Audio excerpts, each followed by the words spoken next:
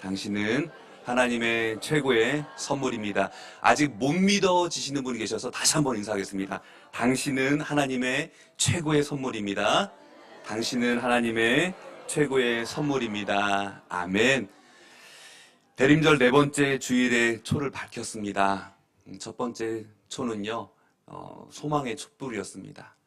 두 번째 촛불은요, 회개의 촛불이었습니다. 세 번째 대림절 촛불은요, 기쁨의 촛불입니다. 그렇다면 오늘 네 번째 촛불을 밝혔는데요, 이것은 바로 오늘 사랑의 촛불인 것입니다. 매주 초를 밝히면서 주님의 오심을 우리는 기다립니다. 많은 사람들이 대림절을 설레임으로 보내고 있습니다. 왜 그렇습니까? 이제 곧 성탄절이 다가오기 때문에 그렇습니다. 한 해를 마무리하는 사람들의 발걸음도 바쁘기만 합니다. 그 설레임은 오늘 본문 말씀 가운데 양과 염소의 비유로 우리에게 다가옵니다. 교회 학교를 다니던 중고등부 시절이었는데요. 그때는 문학의 밤이라고 하여서 중고등부 학생들이 함께 뮤지컬 연극을 하게 되었습니다. 선후배들 그리고 친구들, 그들과 함께 문학의 밤을 했던 기억들이 생생합니다.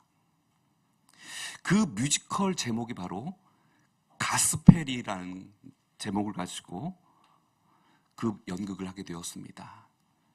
1971년도에 나왔으니 지금 50여 년이 흘러서 지금까지 많은 사람들이 이 공연을 함께 하고 있다라고 하니 참 대단합니다.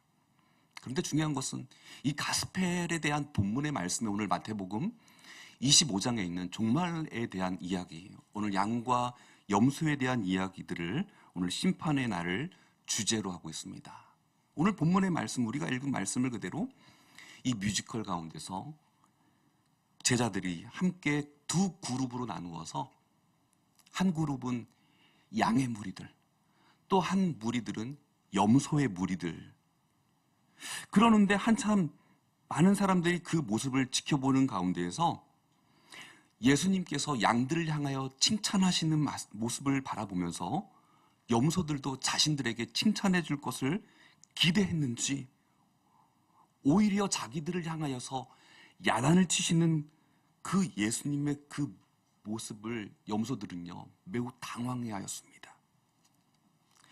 그들 가운데 염소 한 마리는요 그 무리 가운데 이탈하여서 몰래 양들이 있는 곳으로 비집고 들어갔습니다. 결국은 그곳에서도 쫓겨나게 되었다는 것입니다. 여러분들 질문을 드리겠습니다. 여러분들은 양입니까? 염소입니까? 양이요. 양은요, 움직이질 않습니다. 잘 움직이질 않아요. 근데 목자들이요, 양들을 이렇게 두고 있을 때 그곳 가운데 염소를 한두 마리 꼭 넣어줍니다. 왜냐하면 움직이지 않아서요. 염소는요, 여러분들 잘 아시는 것처럼 들이받는 버릇이 있습니다. 그래서 어떻게든 움직이려고 합니다. 그러는 가운데서 이 염소를 저녁이 되면요, 양과 염소를 확실하게 분리를 시킵니다. 이것은요, 목자가 되신 하나님께서 최후의 심판을 보여주고 있습니다. 양의 무리에 들고 싶은 염소의 마음도 간절하겠지만 밤이 되면 연락 없이 양과 염소를 분리하여서 저들을 실외로 분리하여 저들을 돌보기도 합니다. 오늘 왜 이 비유를 우리에게 가르쳐 주셨을까? 양과 염소에 대한 비유는 많이 들어보았지만 오늘 마태복음 25장에 어울릴 법한 말씀인가? 최후 종말에 대하여서, 최후 심판에 대하여서 말씀하실 때 특별히 우리가 잘 아는 것처럼 열처녀의 비유와 달란트 비유와 양과 염소의 비유를 하시는데 이 말씀을 왜 최후의 마지막에 이 말씀을 하셨을까? 오늘 우리에게 귀중한 말씀인 줄 믿습니다.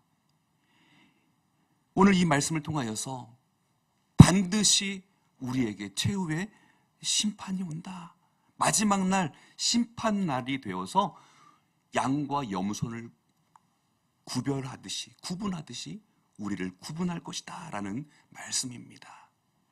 여러분, 양은 어느 쪽에 있다고 말씀을 드렸죠? 양은 오른편에 있다고 이야기를 드렸습니다. 여러분, 히브리인들의 사고는요, 이 오른쪽이라는 이 단어는요, 선한 쪽을 의미합니다. 이 오른쪽은요, 밝은 것을 의미하고 있습니다. 이 오른쪽은요, 명예로운 것, 의로운 것을 말합니다. 해가 떠오르는 그 동쪽을 말합니다. 반대로 왼쪽은요, 나쁜 쪽을 의미합니다. 어두운 것, 수치스러운 것, 불미스러운 것, 악인을 상징하는 해가 지고 있는 그곳을 상징하기도 합니다. 오늘 분명히 심판의 날의 모습을 우리에게 보여주신다고 했는데, 오늘 그렇다면 예수님께서 임금의 모습으로 오늘 우리에게 분명히 심판을 하시겠다. 또한 영생과 영벌을 내리겠다. 이렇게 확고히 말씀하십니다. 오늘 본문의 31절에서 33절에 있는 말씀인데요. 같이 봉독하겠습니다. 인자가 자기 영광으로 모든 천사와 함께 올 때에 자기 영광의 보좌에 앉으리니 모든 민족을 그 앞에 모으고 각각 구분하기를 목자가 양과 염소를 구분하는 것 같이 하여 양은 그 오른편에 염소는 왼편에 두리라. 아멘. 심판 날이 되면, 마지막 날이 되면 양과 염소를 분리하겠다라고 말씀하십니다. 여러분, 이 말씀이 때로는 우리에게 매력적으로 들릴 수 있을 거예요. 뭐냐 하면, 아니, 하나님은 모든 사람을 심판하시지 아니하신다. 하나님은 사랑의 하나님이시기 때문에 마지막까지도 한 영혼이 구원을 받기 위해서 기회가 주어질 것이다. 그래서 많은 사람들은 우리에게 아직도 남은 시간들이 많이 있어. 마지막 날이 오면 우리에게는 심판이 없을 거야. 그러면서 게으르게, 영적인 게으름에 빠져있는 성도들이 있다는 거예요. 그러한 영적인 성도들에게 주시는 말씀이 무엇입니까? 오늘도 우리가 하나님의 말씀 가운데 분명히 양과 염소를 구분하듯이 오늘 하나님께서는 심판의 날에 우리에게 분명히 말씀하신다. 때로는 종교 다원주의의 입장에 서서 이야기할 때가 있어요. 어차피 산 정상에 오르면 되는 거 아닌가? 여러분, 우리가 어떻게 구원을 받습니까? 예수 그리스도를 믿음으로 말미암아 우리가 구원을 얻게 된 줄 믿습니다. 많은 사람들은 이야기해요. 오늘 본문 말씀을 읽으면서, 아니, 선행을 행하는 것, 착한 일을 많이 하는 것, 그것이 우리에게 구원의 어떠한, 마치 그 구원을 받은 것과 같이 이야기하는 분들이 있어요. 예수님께서는 분명히 자신의 신성을 가지고 말씀하십니다. 오늘 본문 말씀 가운데 34절에 있는 말씀에 그때의 임금이 그 오른편에 있는 자들에게 이르시되 내 아버지께 복받을 자들이여 나와 창세로부터 너희를 위하여 예비된 나라를 상속받으라. 여기에서 말씀하시는 인자는요, 사람의 아들을 뜻하는 것이 아니라 오늘 예수님의 신성에 대해서 말씀하십니다. 예수님께서 심판날 인자 같은 이가 되어서 모든 권세와 영광 가운데 나라를 심판하시겠다, 다스리시겠다라는 말씀입니다.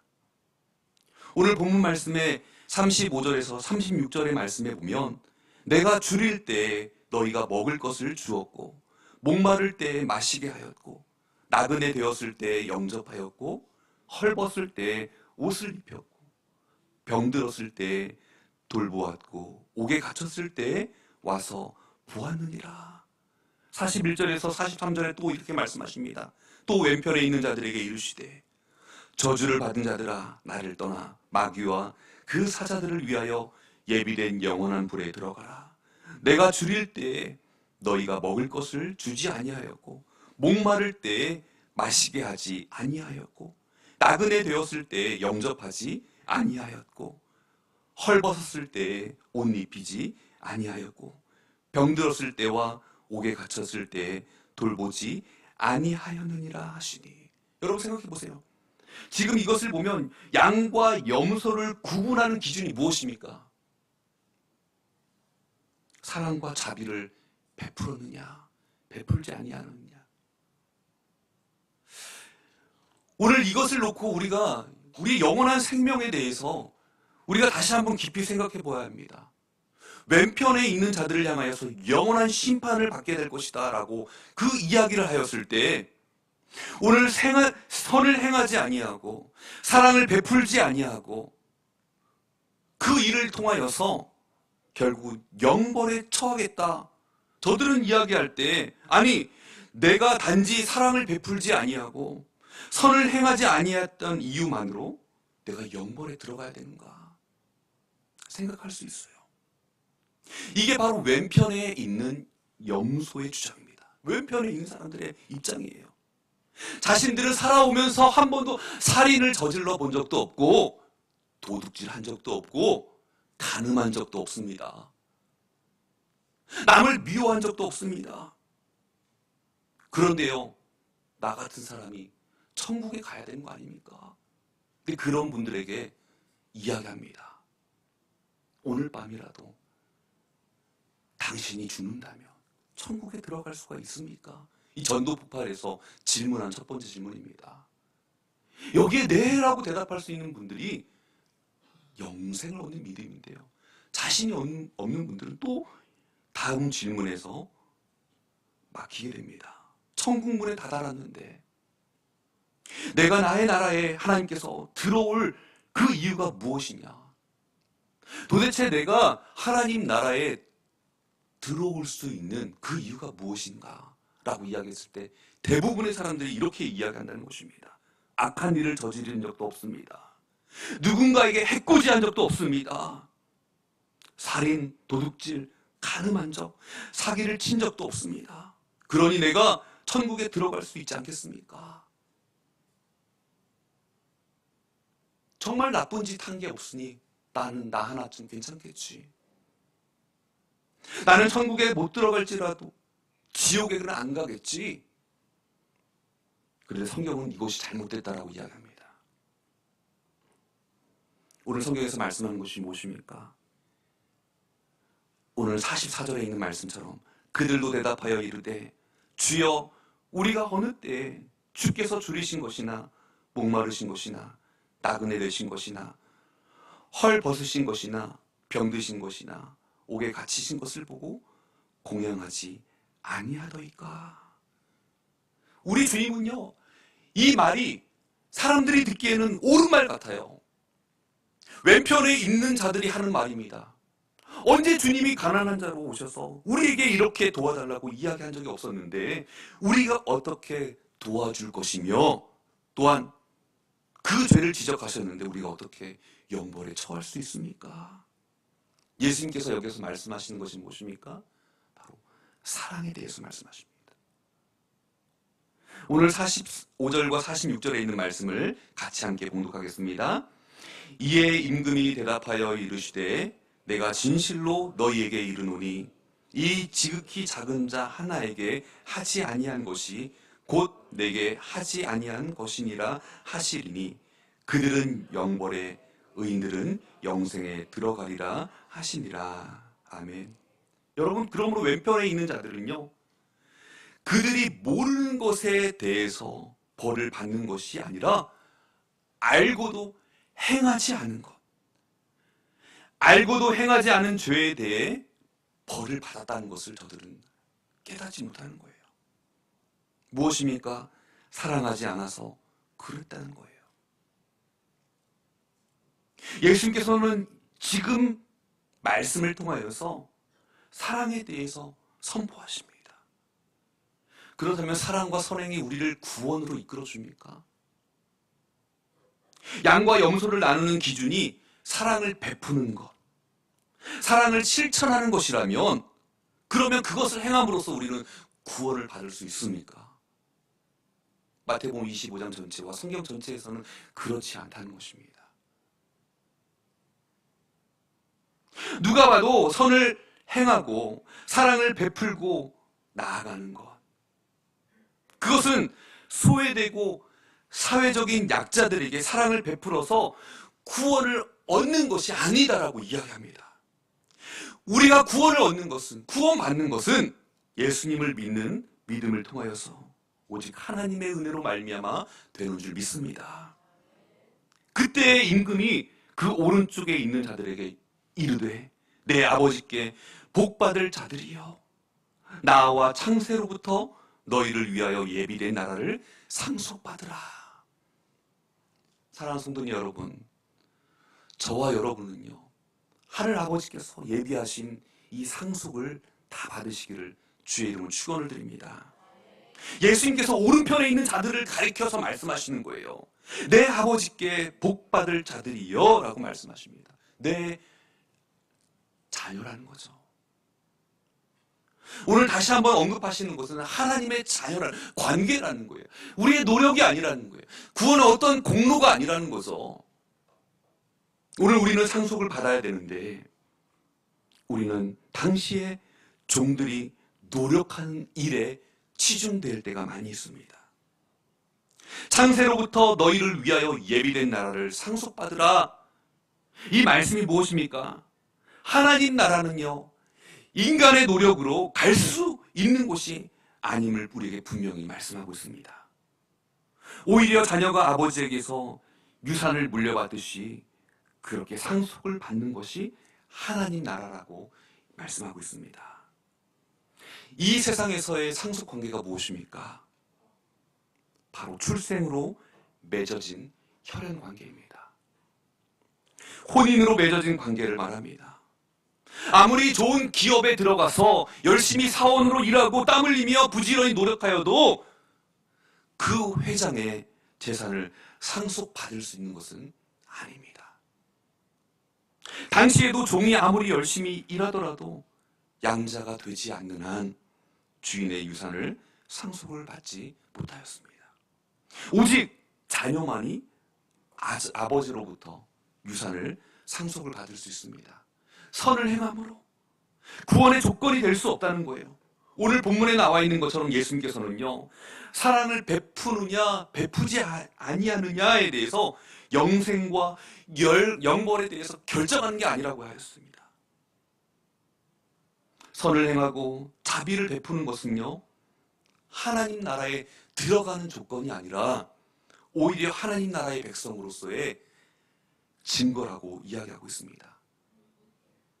사회적인 약자들을 돌봄으로써 영생에 들어가는 것이 아니라 이미 하나님의 은혜로 예수님을 믿고 영생을 얻은 사람이기에 그렇게 사랑을 베풀고 선을 행하며 살아가게 되어 있다는 사실을 우리에게 말씀하고 있습니다. 다시 말씀드리면 선을 행하는 것은 하나님 나라에 들어가는 조건이 아니라 우리가 이미 하나님 나라의 백성이므로 예수님을 통하여서 구원을 받았고 영생을 얻었기에 오늘 우리의 삶으로 우리의 모습으로 증거되어야 된다라고 이야기하고 있습니다. 정말 예수님을 믿는 사람이라면 그 삶에 증거가 있어야 된다. 그 사랑이 나타나야 된다 이야기하고 있습니다. 선을 행함으로써 하나님 나라에 들어가는 오늘 우리 하나님 백성들이 아니라 이제 하나님 나라에 속한 사람이라야 진짜 선을 행하고 사랑을 베풀 수 있다라고 이야기합니다. 여러분, 이 선은 무엇일까요? 도덕적인, 윤리적인 그 선을 이야기하는 게 아니에요. 불쌍한 사람을 조금 도와주는 것 정도가 아니라는 거예요. 하나님이 보실 때 선하다라고 그 말씀을 들어야 되는 거죠. 하나님의 기준에 맞추어서 하나님이 인정해 주시는 그 선을 말하고 있습니다. 여기에서 임금이신 예수님이 말씀하시는 핵심이 무엇일까요? 사랑을 베푼다는 것은요, 주님과 관계를 맺고 살아가는 사람임을 우리에게 보여주는 증거입니다. 그리스도와의 관계를 맺고 사랑하는 사람은 어떻게 살아가야 합니까? 오늘 말씀처럼 지극히 작은 자 하나에게 한 것이 내게 한 것이니라. 소자에게 물 한 잔을, 냉수 한 컵을 대접하는 자는 결단코 상을 잃지 아니하리라 말씀하신 것 같이 주님과의 올바른 관계를 맺고 살아가는 사람이 행하는 그 일을 말씀하고 있는 것입니다. 내 형제 중에 지극히 작은 자 하나, 형제 자매들과의 관계를 맺고 살아갈 때 그 섬김의 삶을 이야기하고 있습니다. 구원받은 그리스도인들의 삶의 모습. 구원의 기준이 선행이 아니라는 거예요. 그리스도를 믿는 믿음 안에서 우리가 나타나는 증표라고 이야기하고 있습니다. 어려운 사람을 돌보는 것, 때로는 예수님을 믿고 정말 구원받은 하나님의 백성으로서 사랑을 실천할 때 그 사랑은 오늘 우리의 생명이 주님이 바라보실 때 가장 선한 것으로 나타나게 된다라고 이야기하고 있습니다. 믿음의 형제 자매들에게 주님께서 베풀어 주신 말씀 무엇입니까? 지극히 작은 자 한 사람을 섬기는 것, 그것은 나를 사랑하는 것이다. 주님을 섬기는 것이다 말씀하십니다. 예수님께서는요, 제자들에게 나타나시어서 자신의 그 부활하신 모습을 보여주셨습니다. 그런데요, 여전히 예수님의 그 부활의 모습을 바라보았음에도 불구하고 실패의 삶을 살아가고 있는 한 사람, 바로 베드로가 나는 물고기를 잡으러 가노라 이야기하면서 갈릴리로 갑니다. 그때 예수님께서 베드로를 만나주십니다. 그를 회복시켜 주십니다. 뭐라고 하십니까? 요한의 아들 시몬아, 내가 나를 사랑하느냐? 똑같은 질문을 계속 말씀하시는 거예요. 요한의 아들 시몬아, 내가 나를 사랑하느냐? 또 이야기하시는 거예요. 요한의 아들 시몬아, 나를 사랑하느냐? 베드로는요, 매번 그렇다고 주님께 말씀을 드립니다. 주님의 말씀이 무엇입니까? 내 어린 양을 먹이라. 내 양을 치라. 내 양을 먹이라. 주님의 말씀이 들려옵니다. 여러분, 우리의 삶의 모습 가운데는 우리는 선한 영향력이 없어요. 선을 행할 능력이 없어요. 주님의 말씀을 듣고 베드로의 삶 가운데 바라보니 주님을 사랑하는 사람이 바로 주님의 양떼를 사랑하는 사람이구나 깨닫게 됩니다. 주님을 사랑하니까 주님의 양떼인 형제 자매들을 사랑하게 되는 것입니다. 반대로요, 믿는 사람들을 미워하게 된다는 것은 무엇을 말합니까? 그것은 바로 예수님을 미워하는 것입니다. 예수님은요, 바울이 사울이라는 이름으로 교회를 핍박하였을 때에도요, 주님께서는 그 사울에게 다가오시어서 사울아 사울아 내가 왜 나를 박해하느냐 핍박하느냐 라고 외치셨습니다. 그때 사울이 무엇이라 외칩니까? 주님 누구십니까? 나는 내가 핍박하는 예수다. 분명히 사울은요, 예수 믿는 자들을 핍박하고 있었습니다. 그런데 예수님은 그것이 바로 자신을 핍박하는 것이라고 말씀하셨습니다. 사랑하는 성도님 여러분, 예수님을 믿고 따르는 삶이 무엇일까요? 예수님을 믿고 따르는 사람은요, 줄이고 목마르고 나그네 되고 헐벗고 병들고 옥에 갇혔을 때 그러한 사람을 돌보는 것, 그것이 주님께서 기뻐하시는 일이라 말씀하십니다. 그러한 사람들을 향하여서 예수 그리스도의 형제 자매이기 때문에 우리가 그들을 대하는 방식이 바로 예수님을 대하는 방식이다라고 이야기하십니다. 선을 행하는 사람들은요, 알지 못해요. 과거에 내가 어떠한 선을 행했는지 잘 모릅니다. 악을 행하는 자는 어떻습니까? 1년에 한 번요, 남들 앞에서요, 그냥 보여주기 위해서 그 선을 행하는 기억할 수 있어요. 하지만 정말 중요한 것이 무엇입니까? 우리 주님이 말씀하시는 것처럼 다른 형제 자매에게 하는 것이 곧 주님께 하는 것이다 말씀하십니다. 다른 지체를 미워하고 시기하고 용납하지 아니한다면 우리 주님을 용납하지 아니하고 시기하고 미워하는 것입니다. 주님 우리에게 말씀하실 거예요. 얘야, 너는 왜 나를 미워하니? 얘야, 너는 나를 왜 사랑하지 않니? 얘야, 너는 나를 왜 용서하지 않니? 여러분, 주님이 말씀하시는 것이 무엇입니까? 오늘 우리의 삶의 모습 가운데서 과연 정말 주님이 사랑받을 만한 그런 모습이 우리 가운데 있는가? 우리는 그런 모습이 없다는 거예요. 그럴 받을 만한 자격이 되지 못한다는 것입니다. 사랑하는 성도님 여러분, 여러분의 생애 가운데서 가난한 자의 이웃이 되어드리는 여러분들에게 간절히 소망합니다. 오래전에 목회하면서요, 한 성도님이 그런 말씀하시더라고요. 목사님, 제가 이제 서울로 떠나게 됩니다. 그런데 목사님이 저희 가정에 오셔서 남편의 영혼을 위해서 눈물을 흘리며 땀을 흘리며 기도하셨던 그 모습을 저는 잊을 수가 없습니다. 목사님의 그 목회 현장 가운데서 암 환우였던 자신의 남편이 죽어가는 그 모습을 바라보면서 애타하시고 가족과 같이 섬기셨던 그 모습들 저는 잊을 수가 없습니다. 눈물을 찾아오셔서 이야기하시는 거예요.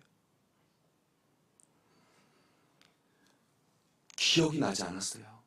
근데 말씀을 들으면서 그랬구나 생각나는 거예요. 우리의 삶의 현장 가운데 죽어가는 영혼들에게 소중한 것을 덮어주고 그들을 일으켜 세워주고 그들을 향한 하나님의 말씀 가운데 나아갈 수 있는 우리 하나님의 백성들, 의인들의 삶을 살아가시는 복된 저와 여러분의 삶이 되시기를 주님의 이름으로 축원을 드립니다. 기도하겠습니다.